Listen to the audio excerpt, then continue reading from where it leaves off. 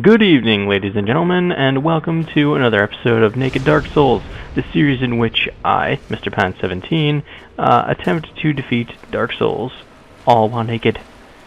Yes, I'm also physically naked when I record these commentaries. I don't know if you guys knew that, but it adds to the effect, I think. I am also a zombie. I am undead when I record these commentaries. Just, I gotta stay in character. Wouldn't want to be a bad role player now, would I? Alright, now that that travesty of an intro is out of the way, let's get to the nitty-gritty. And I will never use that term again, I promise. This first fight is Gravelord Nito. And quite honestly, fuck this boss. I got killed repeatedly by those skeletons at the beginning because I would get stuck in that little corner that you start in, and it's quite painful and irritating.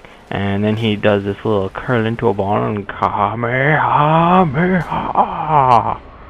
giant just blast of death energy.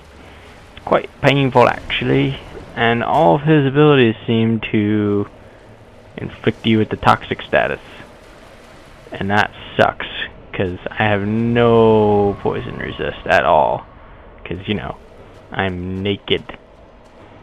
So yeah. His attacks are really easy to dodge, luckily.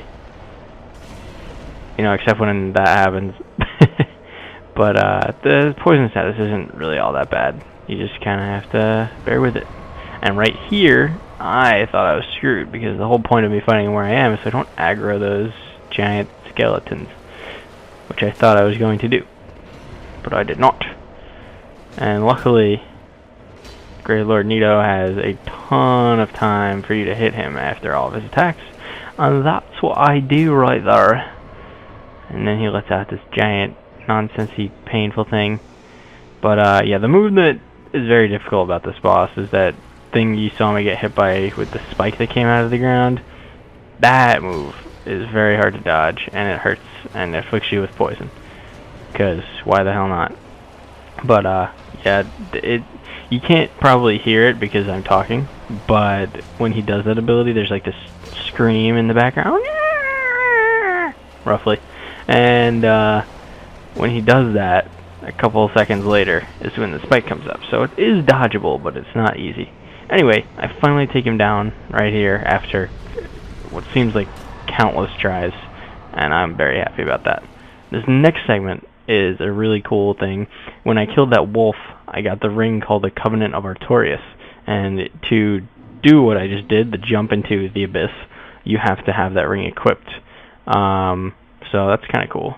And now I get thrown into this boss called the Four Kings, which basically they're all these things, I guess you would call them kings, and they all share a health pool.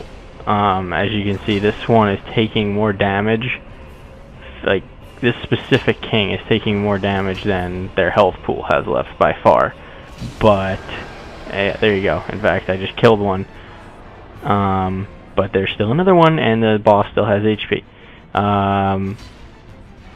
So yeah, basically they will keep coming at you until you exhaust the entire boss health bar, regardless of actually killing them.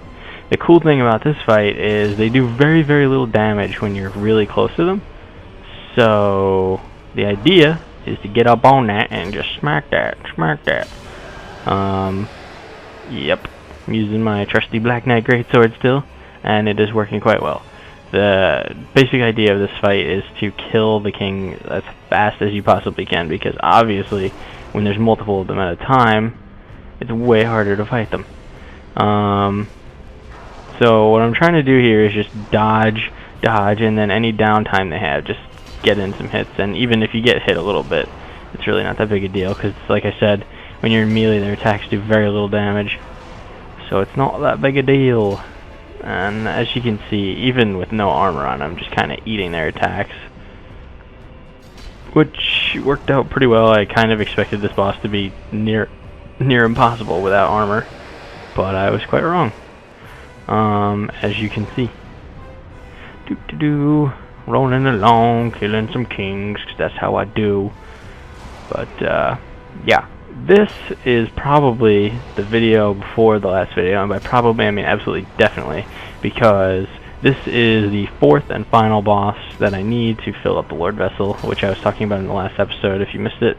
So go back and take a look.